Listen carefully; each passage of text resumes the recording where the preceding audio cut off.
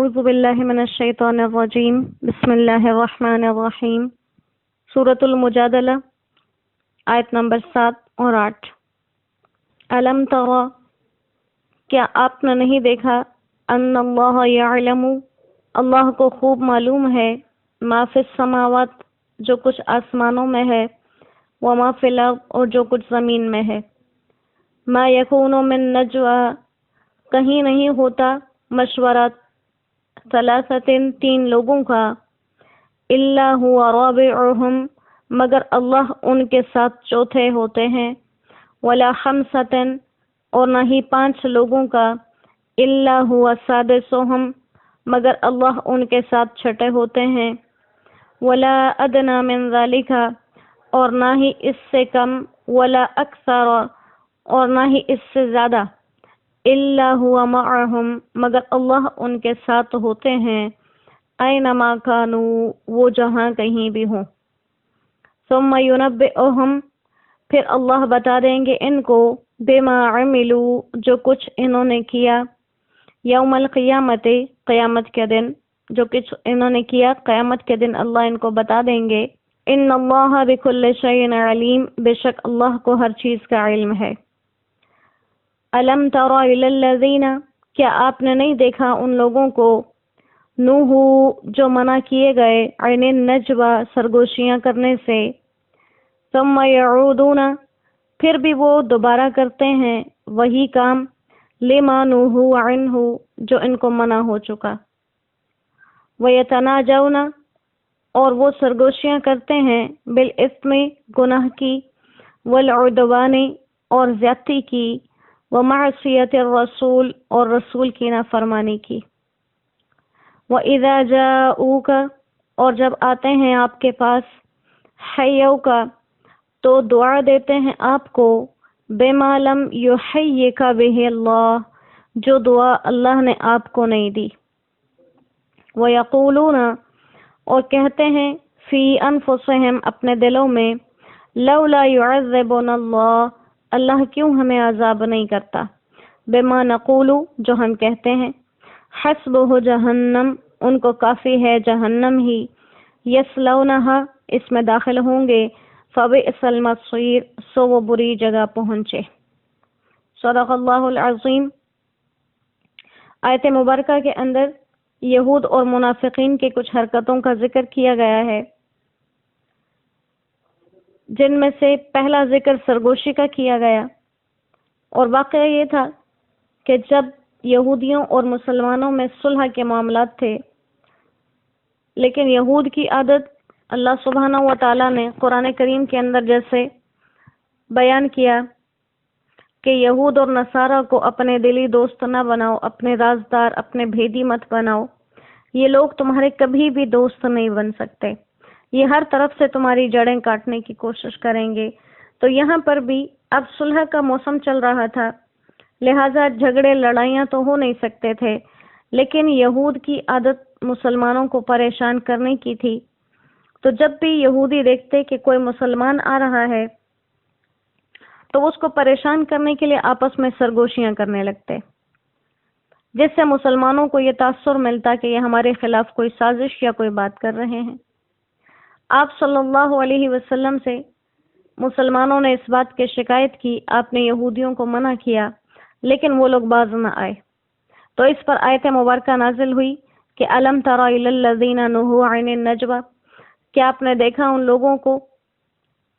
کہ جن کو سرگوشیوں سے منع کیا گیا پھر بھی وہ سرگوشیاں کرتے ہیں، باز نہیں آتے۔ اسی طرح یہودیوں کی دیکھا دیکھی منافقین نے بھی آپس میں سرگوشیاں شروع کر دیں، اور ان کی سرگوشیاں زیادہ تر گناہ کے بارے میں ہوتی تھیں، تو کہا گیا کہ یہ وہ لوگ ہیں جن کو سرگوشیوں سے منع کرنے کے باوجود اپنی حرکتوں سے باز نہیں آتے اور آپس میں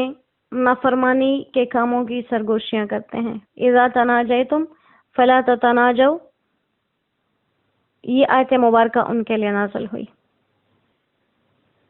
تو اسی طرح سے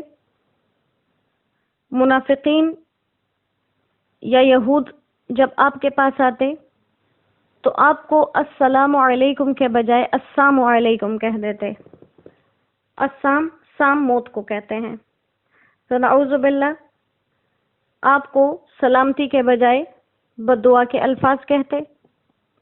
اور پھر ساتھ کہتے کہ اگر یہ لوگ کہتے ہیں کہ ہمارے رب کو ہر بات کی خبر ہے اور ہم ایسا کچھ کہہ رہے ہیں تو لولا يعذبنا اللہ بما نقول، ہمارے کہنے پر ہمیں کوئی عذاب کیوں نہیں آتا پھر۔ تو یہ کچھ واقعات تھے جو ان دو آیات سے متعلقہ ہیں، جن کے بارے میں پھر یہ آیت مبارکہ نازل ہوئی، اور ان کو سرگوشیوں سے منع کیا گیا۔ سرگوشیاں عموماً اس وقت کی جاتی ہیں اور ان لوگوں سے کی جاتی ہیں جن کے اوپر ہمیں یہ یقین ہوتا ہے کہ یہ ہمارے ایسے دلی رازدار ہیں جو ہمارے راز کو کسی کے سامنے نہیں کھولیں گے، تو ان لوگوں پر اطمینان کی وجہ سے لوگ انہیں اپنے راز بتاتے ہیں۔ اور عموماً لوگ غلط قسم کے منصوبے بھی بناتے ہیں، جیسے کسی پر ظلم کرنا، قتل کرنا، کسی کی املاک پر قبضہ کر لینا۔ تو اللہ تعالیٰ نے یہاں پر ان لوگوں کو یہ بات بتا دی کہ اللہ تعالیٰ کا علم ساری کائنات پر ہے، اگر تم کہیں بھی چھپ کر کیسا ہی مشورہ کیوں نہ کر لو، اللہ تعالیٰ اپنے علم اور اپنے سمیع اور بصیر ہونے کے حوالے سے ہر وقت تمہارے پاس موجود ہے، تمہاری ہر بات کو دیکھتا بھی ہے، سنتا بھی ہے، جانتا بھی ہے۔ اگر اس محفل میں سرگوشیوں میں کوئی گناہ کی بات کرو گے تو سزا سے نہیں بچ سکتے۔ اور اللہ تعالیٰ نے مثال کے طور پہ سمجھانے کے لیے کہا کہ اگر کہیں پہ 3 لوگ مشورہ کر رہے ہوں تو سمجھ لینا کہ وہاں پر چوتھا اللہ بھی موجود ہے،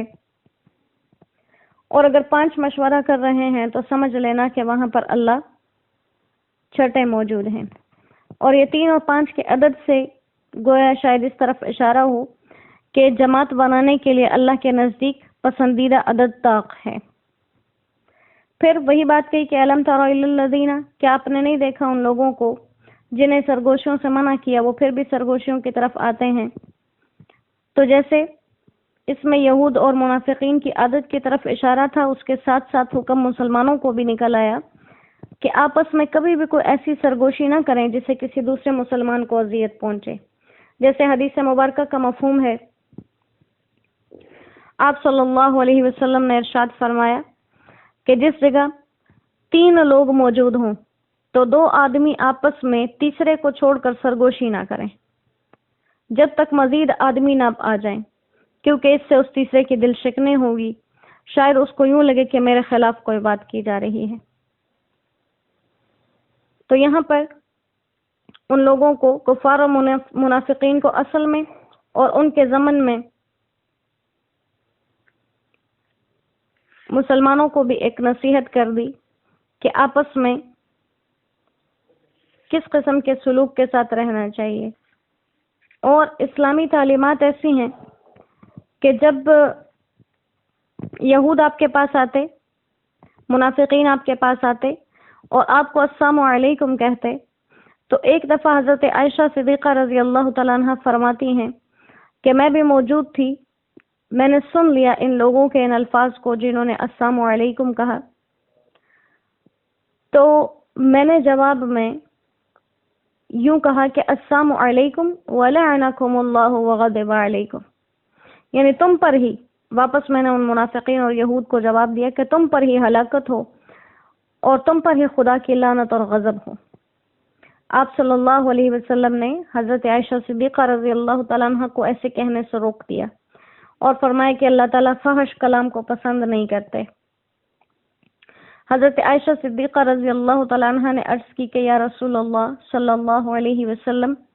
کیا آپ نے نہیں سنا کہ ان لوگوں نے آپ کو کیا کہا؟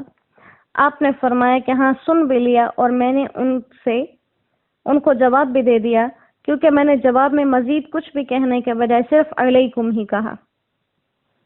کہ تم پر بھی، جو تم نے کہا وہ تم پر بھی۔ اور ظاہر ہے یہود اور منافقین کی دعا تو قبول نہیں ہونی تھی، آپ اللہ کے رسول تھے، پیارے حبیب تھے، آپ کی دعا کے قبول ہونے میں کوئی شک اور تردد نہیں تھا۔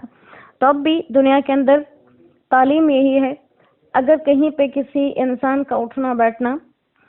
یہود کے ساتھ ہو، نصارہ کے ساتھ ہو، ان لوگوں کے ساتھ ہو جو اسلام سے دشمنی کا اظہار کرتے ہیں، اور اوپر سے آپ کے دوست ثابت کریں خود کو، تو جو الفاظ ان کے ایسے ہوں جن میں شک اور تردد ہو کہ کیا معنی مراد لیا ہوگا، تو اس کو مکمل جواب دینے کے بجائے صرف تمہارے لیے ہی کہہ دینا چاہیے۔ جیسے ان کے کہنے کا مطلب تھا کہ تم پر ہلاکت ہو، آپ صلی اللہ علیہ وسلم نے جواب میں صرف علیکم ہی کہا کہ تم پر ہی ہو۔ اور سلام کے بارے میں ایک صحابی رضی اللہ تعالیٰ عنہ کی بہت پیاری حدیث ہے۔ وہ فرماتے ہیں کہ ایک دفعہ میں اپنے گھر میں موجود تھا، آپ صلی اللہ علیہ وسلم گھر کے دروازے پر تشریف لائے، آپ نے سلام کیا باہر سے، تو میں نے جواب دیا لیکن آہستہ سے دیا کہ آپ نہ سن سکیں۔ آپ نے دوبارہ سلام کیا، میں نے پھر جواب دیا لیکن آہستہ سے تاکہ آپ نہ سن سکیں۔ پھر تیسری مرتبہ آپ نے سلام کیا، میں نے پھر بھی جواب دیا لیکن آہستہ، اور آپ صلی اللہ علیہ وسلم اجازت کے قاعدے کے مطابق کہ 3 دفعہ اجازت لو، دروازہ نہ کھلے تو واپس چلے جاؤ۔ آپ واپس جانے لگے تو میں گھر سے باہر آیا، پھر میں نے آپ کو روک لیا اور میں نے آپ سے عرض کی کہ یا رسول اللہ صلی اللہ علیہ وسلم، میں نے آپ کے ہر بار کے سلام کو سنا، جواب بھی دیا، لیکن جب آپ نے مجھے السلام علیکم کہا، میرا دل کیا کہ آپ کے کہنے سے یہ سلامتی میرے لیے بڑھے۔ کیسے خوش نصیب تھے وہ لوگ، کتنی قسمتوں والے وہ لوگ کہ جن کے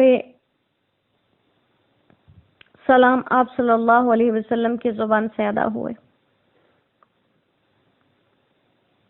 اللہ کریم ہمیں ان ہستیوں کی محبتیں عطا فرمائے، ہمیں ہمارے نبی کی کامل اور اکمل محبت۔ آپ صلی اللہ علیہ وسلم نے جیسے حدیث مبارکہ میں فرمایا کہ کوئی شخص اس وقت تک کامل ایمان والا نہیں ہو سکتا جب تک میں اسے اس کی اپنی جان سے، اس کے والدین سے، اس کی اولاد سے اور دنیا میں موجود ہر چیز سے زیادہ محبوب نہ ہو جاؤں۔ اللہ ہمیں اپنے پیارے حبیب صلی اللہ علیہ وسلم کی ایسی ہی محبتیں عطا فرما دیں کہ ہمیں ان کی محبت ہر چیز سے آگے ہو، اور جو ان معاملات میں ہم سے کمی کوتاہی ہو، اللہ اپنی ذات بابرکات کے صدقے سے وہ ہمیں معاف فرما دیں۔ اللہ ہمیں اپنے اس پاک کلام کے ذریعے اپنے ساتھ رابطوں میں رکھیں اور اپنے رحم و کرم کے سائے ہم پر دنیا اور آخرت میں ہمیشہ ہمیشہ کے لیے قائم رکھیں۔ وما علینا الا البلاغ وآخر دعوانا ان الحمد للہ رب العالمین۔ السلام علیکم ورحمۃ اللہ وبرکاتہ۔